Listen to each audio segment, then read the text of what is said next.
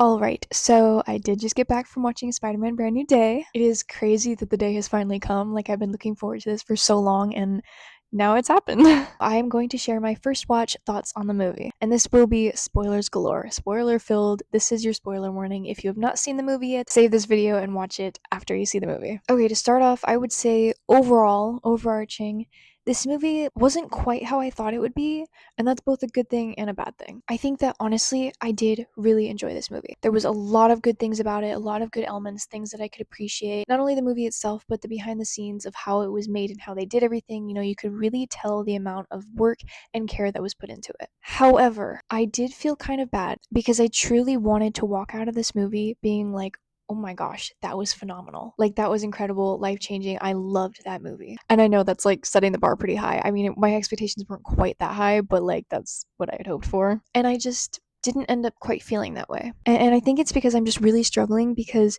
my feelings and everything and my thoughts are being overshadowed and dampened by my mixed feelings about the Jean and Spider-Man villain situation. So first of all, before the trailer came out, before all the rumors about Jean Grey being in the movie and everything, I truly thought that this was going to be a very grounded, street level Spider-Man movie that was with Spider-Man villains and felt a little bit disconnected from the rest of the MCU. And as soon as the Jean Grey thing came up, that went out the window. So for the Spider-Man villains part, you know, Scorpion and Tombstone and all of those guys, I really thought that they were going to have a much bigger role. And to not have them in there that much, and for pretty much everyone that we were seeing in the trailers and everything being just a recap montage, was incredibly disappointing. Because I was like, oh my gosh, there's gonna be a lot going on in this movie. We have all these characters, all these villains, and then they also bring in Jean Grey and whatever is going on there. But I guess they solved that by not having the other villains. Not really, anyways. And that's one of the things that made me a little bit bitter towards Jean in this movie, to be honest. In the beginning, I was like, oh my gosh, wait, why are they using this movie to introduce Jean? And then I was like, and geez, how are they even going to do this with her character with everything that I thought that the movie was supposed to be? And then I was also just really worried because I was like, oh, why are they using this movie to introduce her?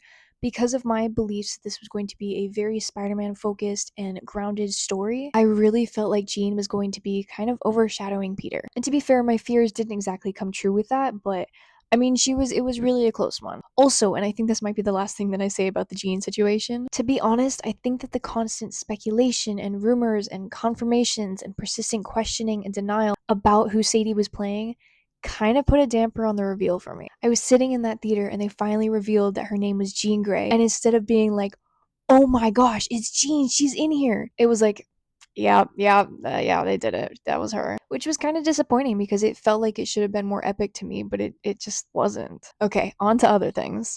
Visually, the movie was beautiful and interesting. There were so many cool camera shots and angles and movements and stuff. It was very vivid and colorful. Choreography was great. I liked having Frank in there. That was cool. That was fun because I haven't seen The Punisher, so now I've seen something with Frank. Bruce, I really thought was going to be in there a lot more, and it was really sad what happened to him. Like, I didn't quite think about it fully at the time, but I've been seeing tweets about it, about how like he was happy and he was living his life and doing the professor thing, and then now he hulked out again and he has no memory of it and he's being sent to a psych ward. He deserves better. Yelena, you know, I actually only kind of half believed that she was even going to be in this movie. I know they were saying it, but for some reason, like, I don't know, it just felt so random and so recent that I was just like, sure, yeah, I don't know, maybe. But I liked her scenes and she was funny. The product placement in the beginning of the movie was kind of crazy.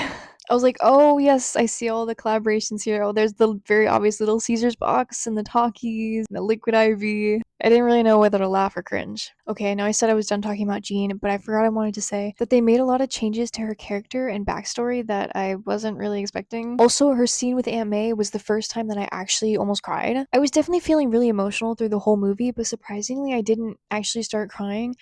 Honestly, it may have just been because it was a long day and I was feeling really drained, so I just maybe didn't have the energy to cry. I'll probably cry more in the next watch. But yeah, that scene really got me. And then also the scene at the end with Peter and Ned doing the handshake. On that note, Peter and MJ. I know I said before that I love them together and I was going to be inconsolable if something happened to them, if they couldn't be together. But I think in this movie, you know, I kind of just started to accept that they were probably just going to boot Ned and MJ. Like, I didn't think that they were going to be in his life anymore by the end of the movie. Pleasantly surprised that it seems I was wrong. But yeah, I was kind of accepting that. And then they had MJ with the necklace and then him and Ned doing the handshake. And I was like, Wait a minute, what? So we'll see what comes of that. I also loved that Peter missed Ned just as much as he did MJ. Friendship is magic, you guys. There were two characters that I was disappointed did not make an appearance. First of all, Daredevil. I think just with everything, having the Hand and Punisher in there, I was like, I kind of feel like he might make a little appearance. I don't know. I saw people talking about it and I was like, oh, wait, yeah, that would be cool and that could make sense. I don't know. I didn't really think he was going to show up, but I hoped he would. And then also Mr. Negative. I have talked about this before. I said that I didn't think he would actually appear in the movie, but I did kind of start convincing myself that he would show up in the end credit scene, hint at him being a future villain. Unfortunately, that did not happen either. Speaking of end credit scene, I was surprised that we only got one. I actually thought that we weren't going to get any because I couldn't remember if like the Pascal pictures and everything, all those things came before or after the end credit scene. I've seen people talking about it online and some people think it's really obvious what that scene meant and some people don't. I don't know, maybe it is obvious. My main theory is, of course, it's just Spider-Man will return in Doomsday and that's him being in space, But there is the other theory of that being a different Spider-Man. I saw some people saying Tobey Maguire, like I know there were the rumors about him showing up in Doomsday, but my first thought wasn't Tobey or Andrew, it was another Spider character, hinting at the eventual passing the torch. But I don't know. Loved the score, as per usual. Michael Giacchino once again knocked it out of the park. And the soundtrack. I loved the songs. I may have had a little fangirl moment when Loser came on. Love that song. Love Tame Impala. Unfortunately, we did not get an Olivia Rodrigo song. In the beginning, I really did not believe that rumor, but then there was a couple things where I was like, maybe it could be true. But then I realized that it would have shown up like the day the movie came out, so couldn't hide it at that point.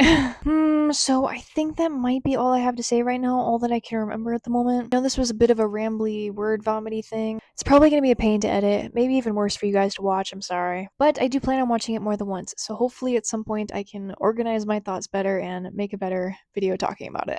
So yeah, I guess that's it for this video. Again, I think overall, deep down, I did really enjoy this movie and I think it was really good. It's just some of my mixed feelings about some of these things are kind of making it hard for me to dissect everything and understand more thoroughly how I feel about it, if that makes sense. I don't know, you guys. I'm really tired. Let me know in the comments what you thought of the movie, and hopefully I will see you again in my better, more organized, thoughtful video.